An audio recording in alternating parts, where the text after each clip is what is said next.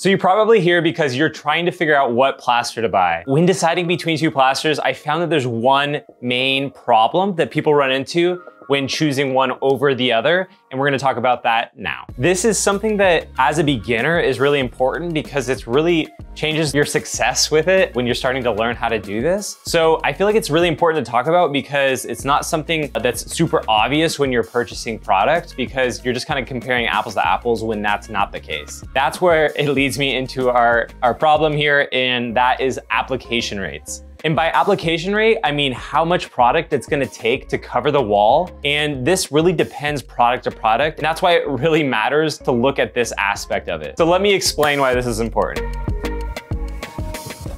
Okay, so here is the problem. So like you have one bucket, right? And this might be a 25 kilo bucket, and you might spend $200 on this bucket, right? So this one's company A, and then you got company B over here, and you got another bucket, and that one costs $275, right? And so you're clearly like, well, these are both the same size. This one's clearly cheaper and they're both quality brands. I'm gonna go with company A, right? But where the coverage rate comes into play is that this one only covers a certain amount. This is only gonna cover 200 square feet, right?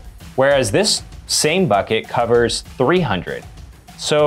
So you're paying more for the weight and the size of the bucket, but it's gonna cover more. And so what this really comes down to is the thickness of the plaster and how thick it's supposed to be applied. The coverage rate matters because, and how thick it applies is because the aggregate inside the plaster is a certain size, so it has to be applied at a certain thickness, or else you're gonna get chatter and bumps. You can buy the thicker plaster, you're gonna need more of it and probably pay more for the same coverage as the thinner plaster, which you're gonna pay less for because it covers more of the wall. So the thing that beginners should really maybe understand here is that a thinner plaster is gonna be easier to apply. It's not necessarily like a bad thing to have a thin plaster, especially if your walls are smooth, and we've talked about how to smooth your wall out before, or maybe you have fresh walls to begin with.